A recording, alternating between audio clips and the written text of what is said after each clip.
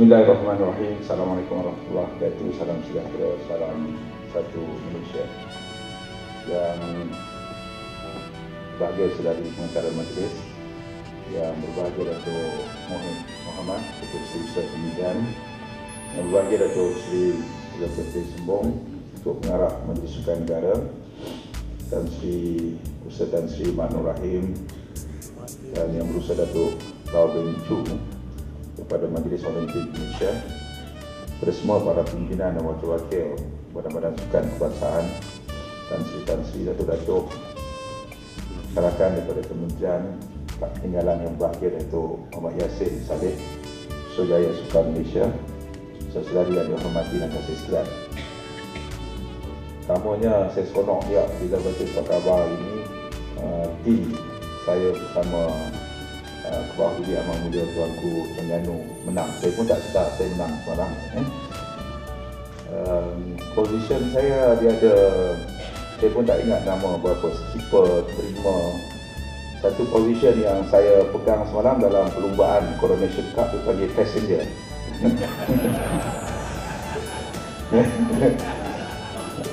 Jadi kalau ada apa ni Ruh Turio dalam bidang sailing, jadi passenger saya boleh masuk lah. Jadi dalam mana-mana persatuan sebenarnya lebih ramai yang jadi passenger daripada menjadi skipper. Lebih ramai yang menjadi passenger daripada kru. Dan sekiranya ramai macam itu, kita tengok bagaimana kuat ataupun tidak kuatnya sesuatu tim itu. Kalau tim itu terdiri pada 5 orang ataupun 10 orang, daripada 10 orang tu berapa yang betul-betul menjadi penggerak dan berapa yang menjadi passenger. Jadi sebab itulah selama ini saya sempat bersama dengan Kementerian Pendidikan Sukan. Ini masuk tahun ketiga, 2009, 2010, 2011. 2012 dah masuk lah, nak habis ni. Saya sempat perhatikan beberapa perkara kerana sebenarnya di kementerian ni tak habis nak belajar. Baru nak belajar pasal bola tu baru belajar pasal macam mana dia punya tim macam mana peranan midfield, peranan dia katakan apa ni striker dan sebagainya. Tapi yang lebih penting sekali ialah nak faham kenapa liga kita duduk dalam kategori berapa dalam AFC, kenapa Indonesia sekarang ni berbalah dia tak habis-habis dan memberi kesan kepada pasukan dia. Tapi saya kena belajar juga tentang karakter penyokong-penyokong. Hari ini kalau kalah, dia marah kat Raja Gopal tu macam nak lah. Tapi bila menang, dia kata menang ni sebab Datuk Azudin pandai. Jadi karakter tu pun perlu dia belajar. Dan saya masuk di tengah-tengah kumpulan Ultras semalam. Itu pun satu sektor yang perlu saya memahami, saya fahami, kerana Ultras ni adalah merupakan movement kepada penyokong-penyokong pasukan bola, bukan saja ada dalam negara kita. Kalau kita ada pergi ke Indonesia, kat Surabaya pun dia ada Ultras dia. Kalau pergi Europe dia ada Ultras dia. It can be very hardcore in terms of supporting the team yang dia suka. Saya nak belajar benda lain lagi, kriketnya macam mana, nak kira kriket sampai sekarang saya masih confused, tapi tengah belajar juga. Nak tengok macam mana kejohanan lain adalah satu bidang yang terlalu luas nak belajar. Sebab itulah apabila saya kemari, salah satu daripada isu yang menjadi perkara yang penting ialah beberapa perkara yang disebutkan model ataupun prinsip bagaimana mengendalikan persatuan sukan. Negara kita, persatuan sukan dia seperti persatuan lain dan didaftarkan secara khusus sebagai persatuan sukan di bawah Pejabat Pusurujaya Sukan. Tapi ada negara lain yang pendaftarannya sebagai pendaftaran company ataupun syarikat biasa, kerana persatuan sukan itu dikendalikan sebagai business entity dan kita lebih pada persatuan. Dan kemudiannya kita nak tahu kenapa ada negara lebih kuat sukan dia dan negara lain kurang sukan yang kurang kuat. Apakah kerana budgetary factor ataupun model yang digunakan. Jadi banyak perkara saya nak habislah penggal ni. Cumanya saya lihat ada perkara yang berkaitan dengan soal fairness yang disebutkan oleh Datuk Zul tadi. Kebetulan saya berada di kementerian ini, Kementerian Belia dan Sukan. Ada belia, ada sukan. Dan saya bandingkan banyak negara dalam dunia, konsep Kementerian Belia dan Sukan pun dah berubah. Walaupun dulu British, zaman-zaman dulu banyak negara sampai sekarang dia kekal. Indonesia kekal Kementerian Belia dan Sukan, Brunei kekal. Tapi Singapura dah lain. Thailand Kementerian Sukan dia Sports and Tourism. Saya rasa Laos pun sama. Di Britain sendiri dia dah tukar dah. Dia ada Sports, Media and Culture, something like that. Sports and Culture. Sebab media is very important means ataupun important industri sekarang ni.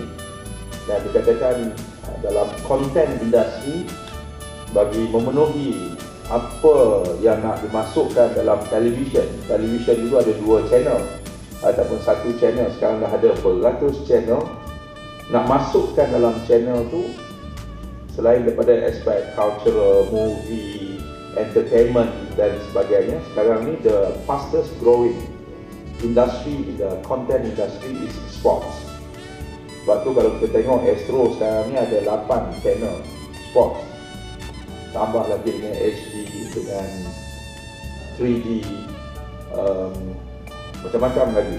Dan kita dah ada domestic ataupun local sports channel, Astro Arena dan sebagainya. Sebab itu kementerian di sana melihat this is a big industry, especially in the content industry, dan sport is the fastest growing in the sports industry. Jadi mereka melihat sport daripada perspektif yang berbeza. Bagi negara yang masih mengekalkan struktur youth and sport, itu adalah pemikiran lama, iaitu kita nak bangunkan youth kita ini. Sebab youth ni satu peringkat dia tengah galaknya, aktifnya, malaknya. Kadang-kadang dia pergi jadi benda-benda yang tak elok. Jadi supaya dia busy sikit, kita bagi dia sebiji bola, dia kejarlah bola. Bagi dia busy sikit, kalau setakat bola tepi jalan, tolonglah buat padang, buat futsal, buat apa. Kalau busy sikit, ajarlah gini-gini. Supaya to keep the young people busy and focus on something that can be useful dan good for their health, dan bolehlah mengangkat nama negara dan sebagainya. But pada pandangan ramai, ini adalah merupakan struktur lama. Dan oleh kerana begitu, sekarang ini sebagai kementerian kita masih mengekalkan struktur ini dan kita mesti melihat dari segi fairness. Iaitu kita ada pejabat Pusurujaya Sukan dan kita ada pejabat pendaftar pertubuhan belia. Dan daripada pejabat Pusurujaya Sukan ada berapa ratus ribu satuan-satuan sukan, daripada kebangsaan, daripada MOM sampailah ke bawah. Begitu juga pejabat belia mendaftar daripada Majlis Belia Malaysia, Majlis Belia Kebangsaan, kemudian ada Majlis Belia Negeri Daerah sampailah ke bawah. On the belia part, sebenarnya memang kita telah, mereka ini banyak bergantung pada kerajaan, iaitu dari segi funding. Kalau kurang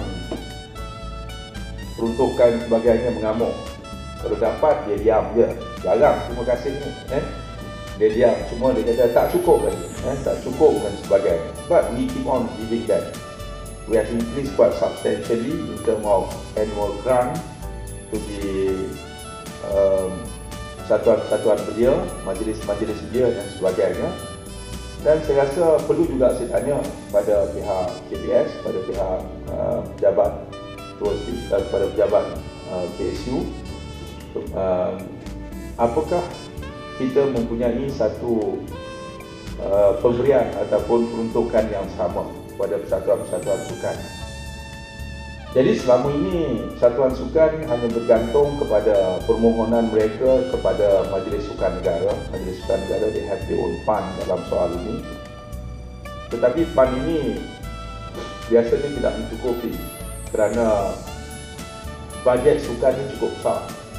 Kalau yang lepasnya, kalau dikatakan peruntukan untuk road to London, peruntukan diberikan 25 juta based pada bajet yang sudah ada. Kalau banyak lagi masuk baru ni, banyak lagi. Kalau bola masuk, hoki masuk dan sebagainya, sudah tentu banyak lagi diambil, dan we got to sacrifice other sports yang perlu dibantu, maka kurangkan sikit kerana bagi pada program yang dianggap priority. But now ada beberapa perkembangan. Mungkin ekonomi kita bertambah baik, dan yang keduanya, saya ingin mengaklumkan bahawa we have a Prime Minister yang ada passion dia, ataupun ada dia punya jiwa pasal sukan itu. Saya rasa sebahagian daripada kita semua beliau mendahului. Kalau tengok Twitter dia lebih cepat nak bagi congratulations pada Nicole dan Syafiq. Sebaik saja mendengarnya, tak perlu menteri menasihatkan tolong bagi apa sebagainya. Mungkin adalah beberapa perkara yang tertinggal, tetapi dalam kabinet kalau sebut pasal sports, dia akan berhenti at least 5 sampai 10 minit bercakap. Dan dia punya pengetahuan tentang kalau bola, cerita pasal yang lama-lama Manchester United menang ke kalah, the best goal ke apa sebagainya, walaupun tak tengok, balik dia review. The passion is very big. Sebab itulah pada kali ini terdapat beberapa perkara yang saya lihat banyak pembaharuan yang secara personal Perdana Menteri ingin melihat yang berlaku. Ini termasuk apabila diumumkan untuk program Road to Rio dalam bajet baru-baru ini, peruntukan ekstra bajet sebanyak 50 juta diumumkan. At least sekurang-kurangnya 50 juta. Bukannya 50 juta dibenarkan dibelanja daripada Majlis Sukan, itu menggunakan yang sedia ada, tapi ekstra bajet 50 juta. Sebab kita bandingkan, kalau nak betul-betul selepas kita gagal mendapat emas yang pertama, walaupun ada improvement yang fenomenal dalam perjuangan di London baru-baru ni, yang saya katakan improvement yang fenomenal itu kerana ada 8 acara yang kita masuk final, 5 diving, kita masuk bicycle, badminton, Eddie Gun boleh final dalam open water, swimming, dan kita dapat ingat gangsa dalam bidang terjun, di mana kalau Britain, the British GB team, they spend about 4 million pound untuk team diving mereka hanya dapat satu gangsa, 4 million pound ni 20 million ringgit yang kita gunakan untuk seluruh tim atau kontingen kita pun dapat satu gangsa. Kita kata not bad. Malaysia bolehlah kita kata dalam bidang tu setara dengan Great Britain. Pukul tangan sikit. Mentang-mentang orang akuatik tak ada di sini, yang lain apa pun nak dengar je. So kita mencapai kejayaan walaupun bajetnya adalah terbatas, di mana kalau kita bandingkan dengan negara lain, misalnya in term of ringgit, kalau bandingkan dengan New Zealand, preparation for Olimpik mereka kalau diterjemahkan pada ringgit, mereka berbelanja hampir 500 juta ringgit, dan lebih kurang 183 New Zealand dollar, kali 3 dekat 500 juta ringgit. Sebab itu walaupun penduduk dia 5 juta orang, mereka boleh menghasilkan 3 pingat emas, dan banyaklah pingat emas, tak struggling untuk dapat first. Itu yang disebutkan. Tetapi sebab itulah kita katakan bahawa perkembangan yang berlaku untuk sports, kita dah mendapat satu suntik yang besar kerana kita punya Prime Minister yang juga Menteri Keuangan yang begitu fokus dan mempunyai passion ataupun hati dan jiwanya yang begitu mendalam untuk melihat sukan negara kita bertambah baik. Yang keduanya, selain daripada itu, sudah tentulah saya merasakan bahawa kita juga perlu melihat yang selain kita memberikan kedudukan pada belia-belia kita, kita juga mesti endear, kita katakan hampir pada persatuan-persatuan sukan supaya persatuan-persatuan sukan ini dapat berkembang dengan baik.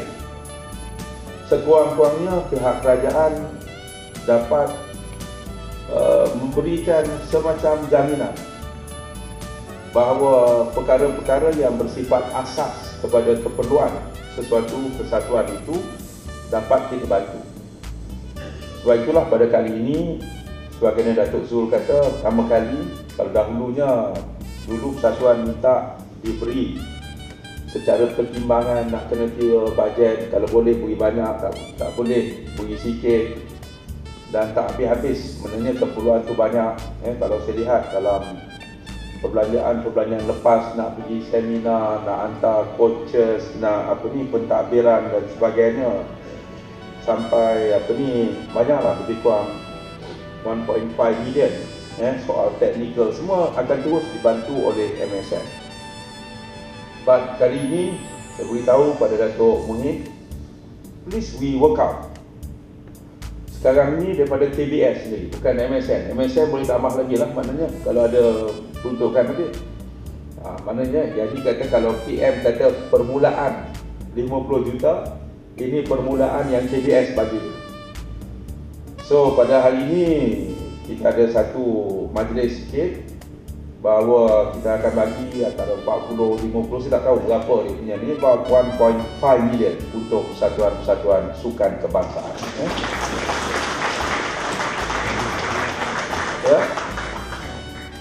Untuk 6 bulan yang pertama. Maknanya ada lagi tambahan. Wah, macam janji pilihan raya juga. Ada manifesto je. Sebab jangan main-main. Sebab sekarang ni bajet pembangkang pun buat bajet juga. Dalam parlimen dia orang komen-komen kenapa tak cukup. Saya tengok, saya buka bajet Pakatan Rakyat, rupanya satu benda dia tertinggal dalam bajet ni, on sports. Langsung 1 sen pun bajet pembangkang tak ada pasal sport.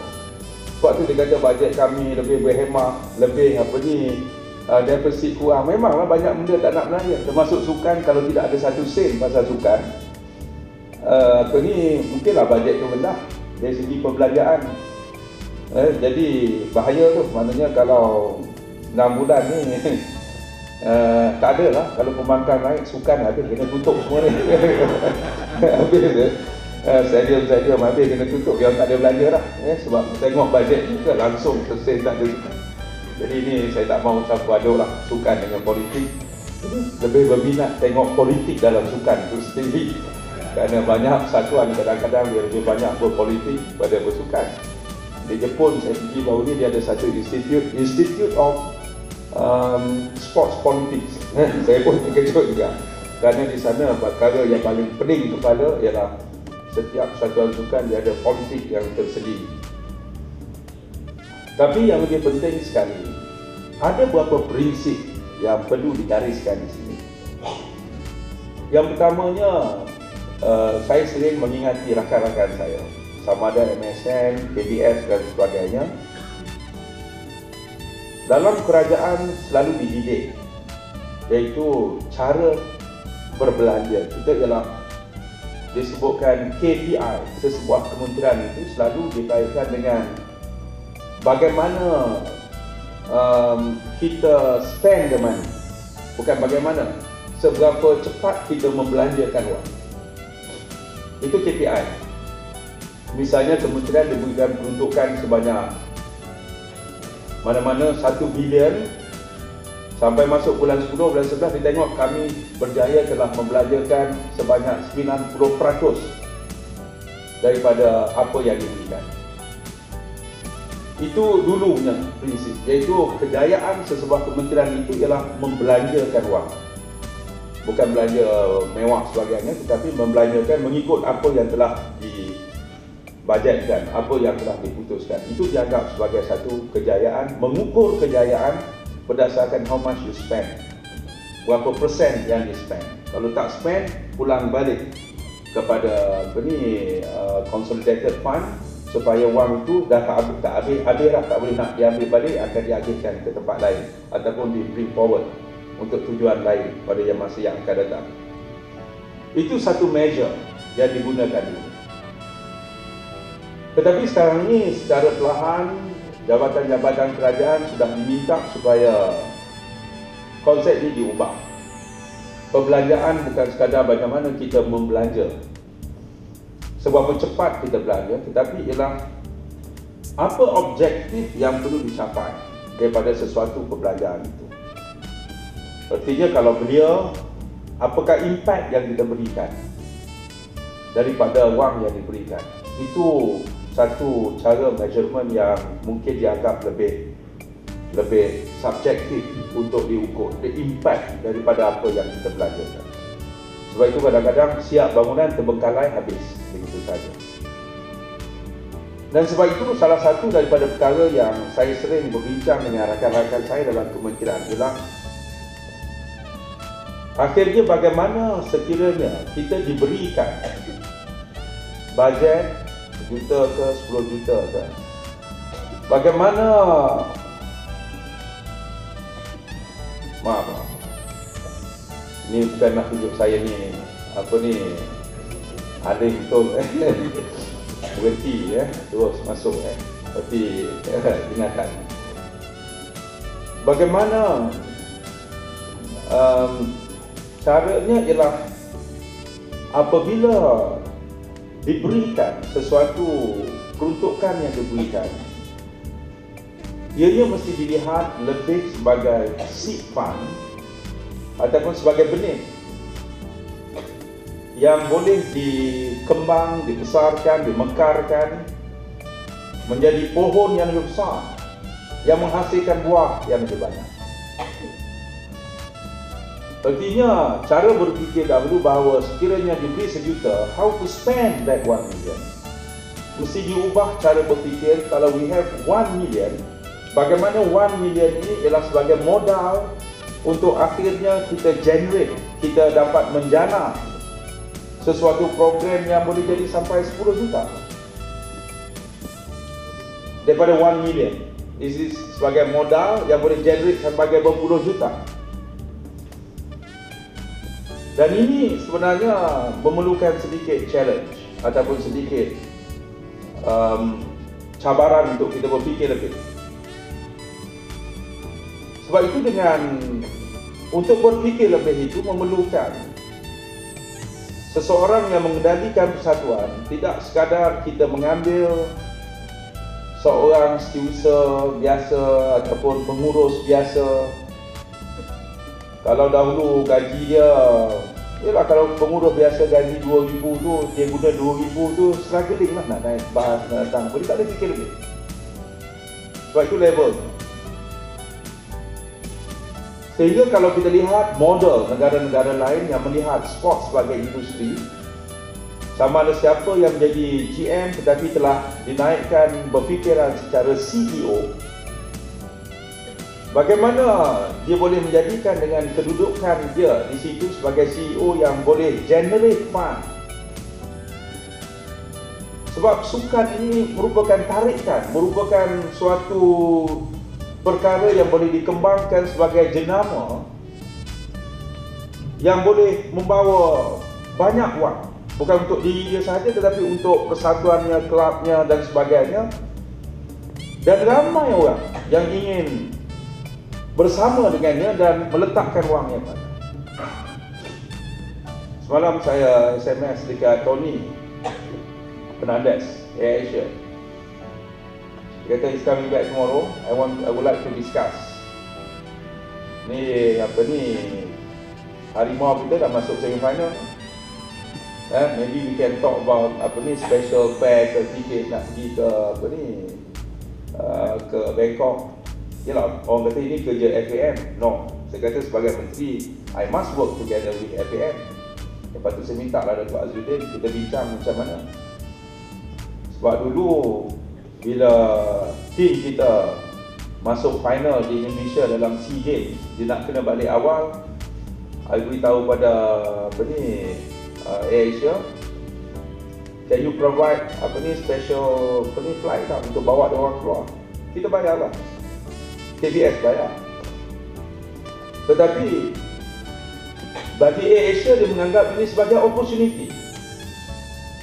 Kita invite dia orang dan kita bayar certain amount. Tak boleh lah saya nak disclose ini. Yang bagi saya very reasonable. Dan duit itu bukan digunakan sebagai masuk tabung untung dia. Digunakan, dia cat kapal terbang, dia paint dan kapal terbang yang membawa harimau itu dengan gambar harimau. Satu, itu ingatan bahawa inilah kapal terbang, pesawat aircraft A320 yang menunggu di airport Soekarno-Hatta, Jakarta pada SEA Games yang lepas. Sepatutnya pukul 12 dia boleh keluar, tetapi sampai pukul 4, pukul 5 baru boleh keluar. Kerana satunya pemain kita lepas menang, dia kena lagi doping, lepas doping nak keluarkan daripada Barakuda dia orang, kena tunggu lama. Dan the nostalgic part ialah pemain kita naik saja dalam kapal terbang tu, nasi lemak AirAsia adalah makanan yang terenak, kerana itulah dia dapat merasakan makanan yang pertama. Kerana selepas bermain mereka terpaksa dikurung, nak bawa susah. Jadi ceritanya kapal terbang itu digunakan wang yang KBS bagi sikit ni untuk dicat dengan lambang harimau Melaya sebagai nostalgia, sebagai suatu daripada sejarah yang perlu diabadikan pada kapal terbang. Ini memberi dua-dua impact. Satunya, pemain kita rasa kalau dahulunya the most special aircraft kapal terbang tentera, menang SEA Games di Laos, nak buat balik, lepas tu rosak kena tunggu, panas. Now no more panas-panas. Our athlete bukan lagi dianggap sebagai sekadar komando untuk pergi berperang, naiklah apa saja. Dalam dunia sekarang, our athlete nilainya sudah naik. Dulu saya pernah kata, satu masa saya nak tengok gaji pemain kita, kita nak lihat. Kalau Chong Wei, saya boleh katakan dia dah jutawan, kita nak lihat lama lagi jutawan, terutama di kalangan pemain bola sepak. Dan belum habis lagi, Safi Salih sudah bertaraf begitu. Dan sudah menjadi kebiasaan sekarang kita dengar pemain kita dah gaji, dulu gaji 3,000 ya pun tak mampu kelab nak bayar. Sekarang gaji 12,000, 20,000, 24,000, ditawar 80,000, dah jadi kebiasaan. Kita pun kalau pegawai gaji 80,000, cara jalan lain lah. Nak duduk macam-macam lain pun, gaji 80,000. So, once they have achieved certain class, they must be treated of certain class. Dan sebab itu kita katakan, bila dia orang mula dah rasa terbang in a special aircraft, bahawa kita sudah menaikkan, bukan kita manjakan di sini. Sebab kalau MU nak datang sini, dia akan cek dulu kita punya standard nak main Bukit Jalil, kita kagum lah Bukit Jalil itu besar stadiumnya, kalau banding dengan stadium tempat lain antara yang terbaik. Tapi pemain dia nak masuk dalam changing room, standard changing room tu kelas tak? Itu tak Datuk Azudin? Kalau sekadar changing room, dia duduk boleh bergelempar atas atas lantai, is not the class orang yang pendapatan 200,000 pound per week. Itu it goes that level. Sebab itu sekarang ni managing sebagai sebuah persatuan sukan ni ialah untuk membina insan-insan, modal-modal insan yang dikatakan dulu value-nya kosong, dah diangkat menjadi nilainya sebulan 10,000, 20,000, 80,000 tak lama per week. Ini bukan urusan sebagai GM biasa yang gaji 2-3 ribu.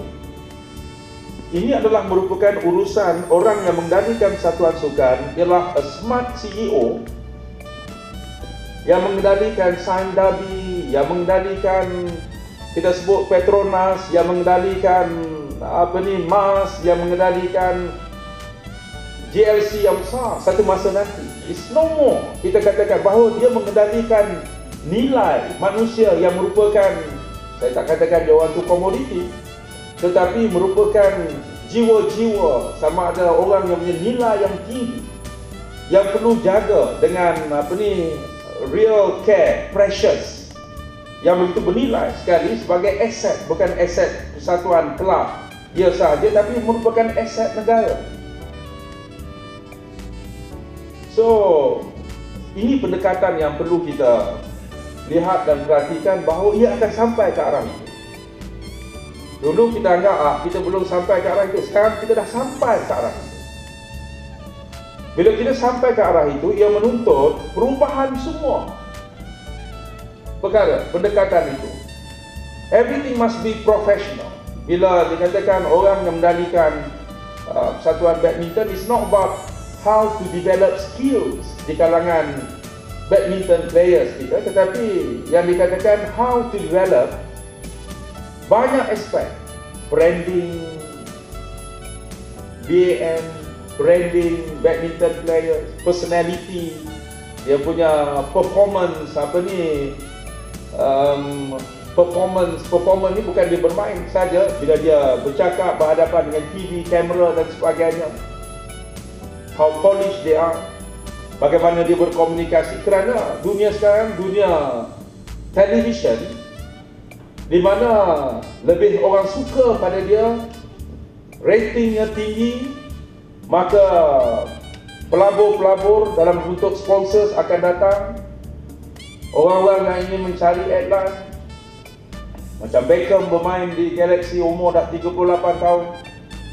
Sampai sekarang bila dibayar saja Beckham dibawa ke USA 200 juta USD, dikatakan dalam masa sekejap saja USD 200 itu sudah dapat, 200 juta itu sudah dapat dibayar kepada dia. Kerana apa? Dia sudah dikatakan antara jenama ataupun orang yang boleh dikaitkan dengan jenama atas produk yang tertentu. Misalnya dia kata bahawa di Amerika satu perkara yang paling sukar sekarang pada waktu itu ialah nak cari personality yang digemari oleh wanita, supaya produk wanita